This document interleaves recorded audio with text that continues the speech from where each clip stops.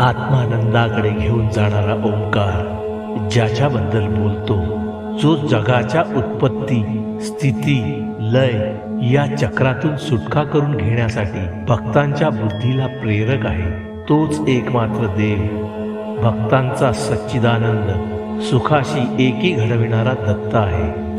हा जन्मरहित निराकार आहे, भक्तांच्या इच्छा मात्रे साकार होतो. हा अखंड निराकार आत्मस्वरूप आहे, भक्तांचा आधार आहे आणि भक्तीनेच जाणला जातो.